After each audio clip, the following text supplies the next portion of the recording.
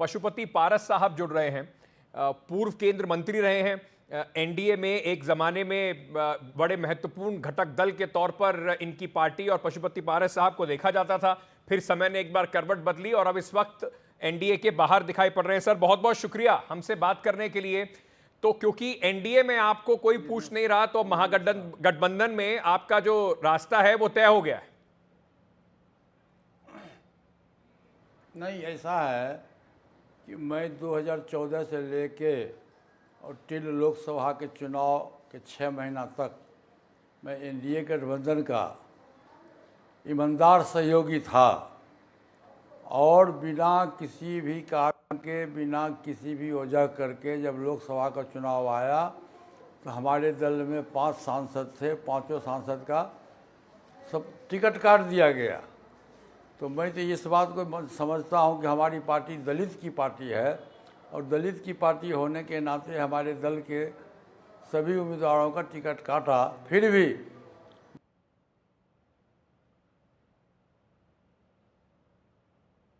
जी, देश की आवाज़ है।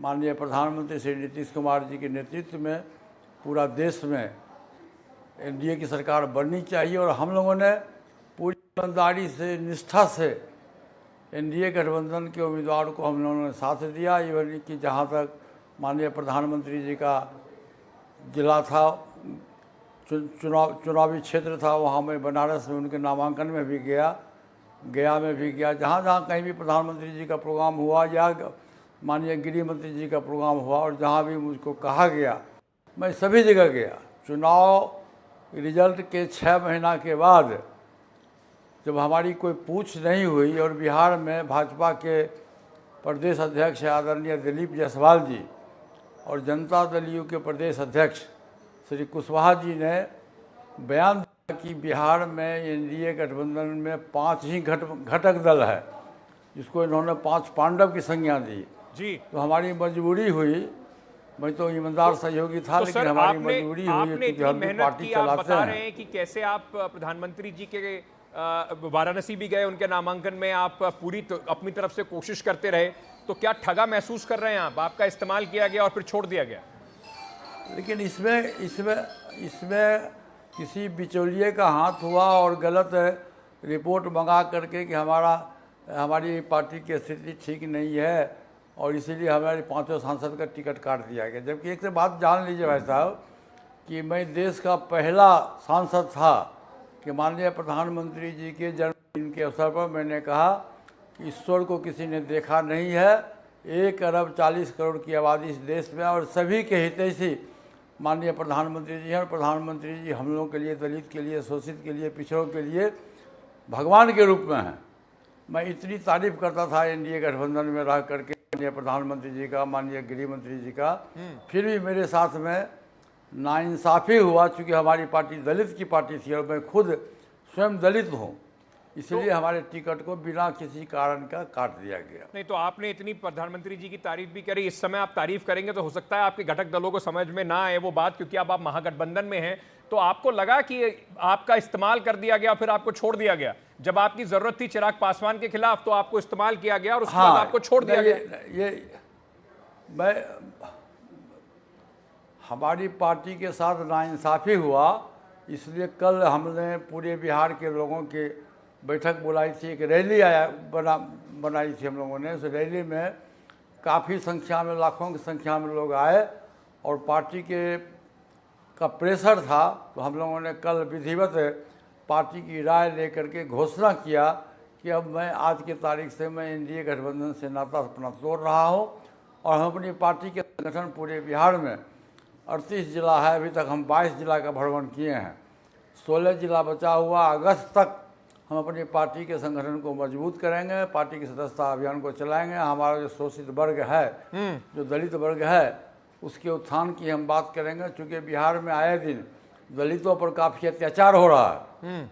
आपने देखा होगा कि 14 मार्च को, जिस दिन होली का दिन था, एक कोमल पासवान की नाम की लड़की थी जो होली खेल रही थी, उसको लोक जनशक्ति पार्टी रामविलास के जो जिलाध्यक्ष है मनोज सिंह, उसके सुपुत्र ने दारू पी करके उस लड़की की हत्या कर दी थी। उसके सही पर गाड़ी चला दिया और उसकी स्पॉट मृत्यु हो गई। जी। फिर भी लोक जनशक्ति पार्टी के ट्विटर से आया कि ये हत्या नहीं है, ये रोड एक्सीडेंट है। ये तो भाई बड़ा दुर्भाग्य की बात है जो अपने को दलित का सबसे बड़ा नेता मानता है। जी। तो मैं दलित की हत्या होती है उस पर भी। अगर मैं आपसे पूछूं कि अगर जिस गठबंधन को आपने इतना समय दिया, जिस गठबंधन के लिए अभी भी आप कह रहे हैं प्रधानमंत्री जी के लिए आपने इतनी तारीफ की, उस गठबंधन में ही अगर आपकी पूछ नहीं है तो महागठबंधन से आप क्या उम्मीद लगाए बैठे हैं? क्या मिलने वाला है आपको वहां? नहीं, ऐसी कोई बात नहीं है। देखिए, ऐसी कोई बात नहीं है। दिन होता है तो रात भी होता है, रात होता है तो दिन भी होता है। और सभी के सभी लोग नाइंसाफ करेंगे, सभी पार्टियां नाइंसाफ करेंगी तो देश चलेगा? देश नहीं चलेगा। और सबसे बड़ी बात है कि हम अपने कर्म पर विश्वास करते हैं भाई साहब।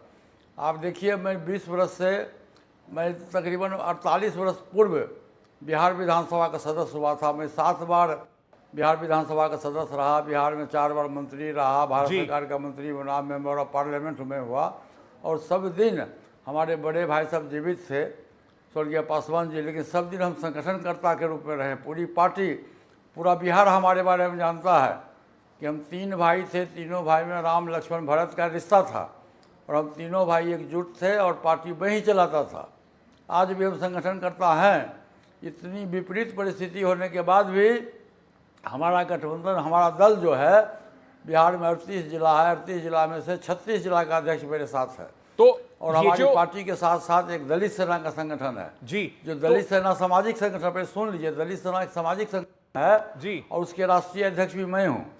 दलितों पर पूरे देश में जहाँ कहीं भी अत्याचार होता है तो हमारा दलित सेना, उस पर हम लोग जाते हैं, उस पर पशुपति पारस जी हम अपनी बात को रखते हैं। इस बार जो लड़ाई है वो अहम लड़ाई है। जो आपके साथ हुआ, आप कह रहे हैं नाइंसाफी हुई, तो लड़ाई इस बार जो है वो चिराग पासवान के खिलाफ है, क्योंकि ना सिर्फ आपकी पार्टी में फूट पड़ी है, घर में भी फूट पड़ी है। तो क्या चिराग पासवान के खिलाफ की लड़ाई है या एनडीए पूरा, प्रधानमंत्री मोदी हो या बीजेपी हो, सबके खिलाफ आपकी लड़ाई है? अब देखिए, जब दो विपरीत धारा है, एक तरफ एनडीए गठबंधन है, दूसरी तरफ इंडिया गठबंधन है, तो निश्चित रूप से जब एनडीए गठबंधन से हम अपना नाता तोड़े हैं तो एनडीए गठबंधन के खिलाफ जो उम्मीदवार होगा उसके खिलाफ हम जाएंगे। उसके खिलाफ उसको, वो लोग मेंबर ऑफ पार्लियामेंट नहीं बने, मेंबर ऑफ हाउस का मेंबर नहीं बने, उसके लिए हमारी पार्टी और हम खुद कड़ी से कड़ी मेहनत करेंगे और जिस गठबंधन में रहेंगे उस गठबंधन के उम्मीदवार को ईमानदारी पूर्वक जिताएंगे। और देखिए, बिहार की जनता, मैं 22 जिला में गया था, बिहार की जनता बदलाव चाहती है, ये सत्ता परिवर्तन चाहती है बिहार की जनता। 20 वर्ष हो गया बिहार में एक व्यक्ति और डबल इंजन की सरकार है, और बिहार में जो विकास होना चाहिए, खास करके शिक्षा का विकास होना चाहिए, वो नहीं हुआ। बिहार में किसी तरह का कल कारखाना नहीं लगा। आए दिन बिहार में दलितों पर अत्याचार हो रहा है। आप भी उनके साथ रहे हैं, तो अगर बिहार में ये स्थिति है तो लोग तो आपको भी जिम्मेदार ठहराएंगे। नहीं, मैं 20 वर्ष में कहा मैं उनके साथ में रहा। बिहार में जो सरकारें हैं, मैं उनके साथ तो नहीं था। मैं उनके साथ मात्र 2 बरस था पशुपालन मंत्री के रूप में। उसके बाद तो कभी तो पाला बदलते रहे, कभी एनडीए में रहे, कभी महागठबंधन गए, कभी एनडीए में रहे, कभी महागठबंधन में गए, कभी जीतन राम मांझी जी बिहार के मुख्यमंत्री बनाए गए। तो मैं उनके साथ नहीं था। कुछ क्षण के लिए, कुछ महीनों के लिए मैं वहाँ गया था।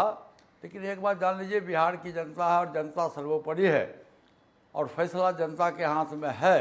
हमारा गठबंधन जो है बिहार की जनता के साथ है, ठीक है। और निश्चित रूप से हमको पूरा विश्वास है मेरा अंत कि में, हमारी पार्टी जिस गठबंधन में हम जाएंगे उसकी सरकार बनेगी। ठीक है, अंत में मैं आपसे, क्योंकि रामविलास पासवान जी को मौसम वैज्ञानिक कहा जाता था कि उनको पता चल जाता था कहां सरकार बनने वाली है और अक्सर वो उस पाले में खड़े दिखाई पड़ते थे, लेकिन मैं आपसे अंत में ये सवाल पूछना चाहूंगा कि क्या मन से आ गए हैं महागठबंधन में? ऐसा तो नहीं कि अगर जगह मिली दोबारा एनडीए में चुनाव के बाद तो पाला बदल लेंगे? नहीं, देखिए भाई साहब, आप उसको पहचाने नहीं हैं। हम लोग जिस कम्युनिटी से आते हैं, हम लोग वफादार और ईमानदार माने जाते हैं। हम लोगों ने आज तक कोई ऐसा गलत काम नहीं किया। मैं आपको बता दूं, 48 वर्ष पूर्व 77 से मैं बिहार विधानसभा का सदस्य रहा, 4 बार बिहार सरकार में मंत्री रहा, भारत सरकार का मंत्री रहा। आज तक इस सफ़ेद कपड़ा पर कभी मैंने दाग लगने नहीं दिया है। और बिहार में चाहे जिस गठबंधन के बड़े नेता हों, आप किसी से भी पूछ लीजिए, जी। इवन कांग्रेस के नेता से पूछिए, आरजेडी के नेता से पूछिए, कम्युनिस्ट से पूछिए, भाजपा से पूछिए, जदयू से पूछिए, सभी लोग कहेगा कि पारस जी के साथ में एनडीए ने अन्याय किया। तेजस्वी यादव इसलिए हम जहाँ आपको जाएंगे वहाँ मंजूर है ईमानदारीपूर्वक मुख्यमंत्री जाएंगे और पद के चेहरे ईमानदारीपूर्वक रहेंगे। मुख्यमंत्री पद के चेहरे पर तेजस्वी यादव आपको मंजूर है महागठबंधन के नेता के तौर पे? और जब हम उस गठबंधन में जाएंगे तो निश्चित रूप से अब हम चाहेंगे कि उस गठबंधन के जो मुखिया हैं वो बिहार के मुख्यमंत्री बने, इसमें कतई दो राय नहीं है। बहुत बहुत शुक्रिया पशुपति पारस साहब हमसे बात करने के लिए। एनडीए से नाता तोड़ लिया है, महागठबंधन में अब आपकी क्या स्थिति होगी, कितनी आपको सीटें मिलेंगी, ये भी आगे आपसे चर्चा करते रहेंगे। बहुत बहुत शुक्रिया इस वक्त हमसे बात करने के लिए।